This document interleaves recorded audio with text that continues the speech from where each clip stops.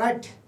రాష్ట్రంలో ఉగ్రదాడులు జరగవచ్చని ఈ దేశంలో ఉన్నటువంటి వివిధ రాష్ట్రాల్లో ఎక్కడన్నా ఉగ్రవాదులకు సంబంధించినటువంటి దాడులు జరగవచ్చని చెప్పి కేంద్ర నిఘా సంస్థలు అయితే కొంత రాష్ట్ర ప్రభుత్వాలని కొంత హెచ్చరికలు జారీ చేసినాయి.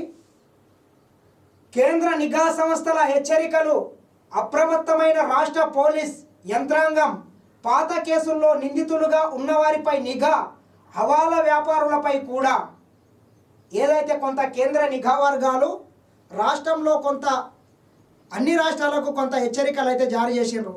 గతంలో మనం చూస్తాం, పాకిస్తాన్ నుంచి వచ్చినటువంటి కొంతమంది టెర్రరిస్టులు సముద్ర మార్గాల్లో స్పీడ్ బోట్లు వేసుకొని వచ్చి ముంబైలో ఉన్నటువంటి ప్రసిద్ధమైనటువంటి తాజ్ హోటల్ కావచ్చు, నారిమన్ పాయింట్ కావచ్చు, అదేవిధంగా Chhatrapati Shivaji terminal railway station మీద కూడా దాడులు చేసి వందల మందిని పొట్టన పెట్టుకున్నటువంటి ఉదంతాలు మనం చూసినాం. దాంతోపాటు అనేకమైనటువంటి ఉగ్రదాడులు హైదరాబాద్లోని దిల్సుఖ్ నగర్ బాంబు పేలుళ్ళు కావచ్చు, లుంబిని పార్కు బాంబు పేలుళ్ళు కావచ్చు, ఇట్లా అనేకమైనటువంటి ఉగ్రదాడులు అయితే గతంలో జరిగినాయి. ఆ రకంగా మళ్ళొక్కసారి ఉగ్రదాడులు జరిగే అవకాశం ఉంది. కొంత రాష్ట్రాలకు సంబంధించినటువంటి పోలీస్ వ్యవస్థ కొంత జాగ్రత్తగా ఉండాల్సిన అవసరం ఉందని చెప్పి నిన్న కేంద్ర నిఘా వర్గాలు అయితే అన్ని రాష్ట్రాలకు ఆదేశాలు అయితే జారీ చేసినాయి.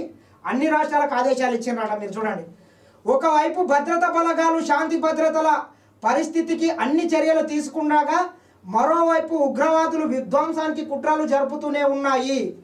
ఈ క్రమంలో జమ్మూ కాశ్మీర్తో పాటు భారత్ పాక్ సరిహద్దుల్లోని వేరువారు ప్రాంతాల నుంచి దేశంలోకి చొరబడడానికి ప్రయత్నాలు సాగిస్తూనే ఉన్నారు. ఈ క్రమంలో తరచూ ఎన్కౌంటర్లు జరుగుతున్నాయి. ఇప్పటికే పాక్ ప్రేరేపిత ఉగ్రవాదులు కొందరు దేశం లోపలికి చొరబడినట్టుగా కేంద్ర నిఘా వర్గాలు అనుమానిస్తున్నాయి. మన దేశంలో ఉంటున్న సానుభూతి పరుల సహాయంతో ఉగ్రదాడులకు కుట్రలు చేస్తున్నట్టుగా భావిస్తున్నారు. ఈ నేపథ్యంలోనే అలర్ట్గా ఉండాలని అన్ని రాష్ట్రాల పోలీస్ యంత్రాంగాలను హెచ్చరించాయి.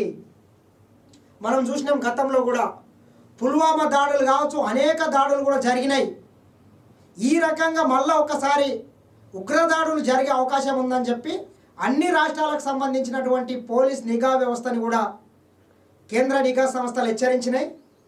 మరి కొంతమంది ఈ దేశంలో ఉండుకుంటా కూడా కొంతమంది దరిద్రులు ఉగ్రవాదులకు సానుభూతి పరులుగా ఉండుకుంటా వాళ్ళకు ఆశ్రమాలు ఇచ్చుకుంటా వాళ్ళకు అన్ని రకాలుగా సహాయ సహకారాలతో పాటు వాళ్ళకు కొంత ఆర్థికపరమైనటువంటి సలహాలు కూడా సహాయ సహకారాలు కూడా అందిస్తున్నారు.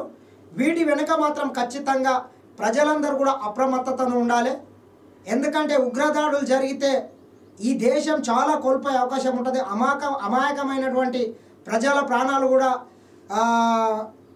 గాల్లో కలిసిపోయే అవకాశం ఉంటుంది. మనం చూస్తాం, గతంలో పుల్వామా దాడుల జరిగినప్పుడు అనేక మంది సైనికుల్ని మనం కోల్పోయినాం. అనేక మంది సైనికుల్ని ఆ ఉగ్రవాదులు పొట్టన పెట్టుకున్నారు. ఇది చూస్తూనే ఉండండి SN TV.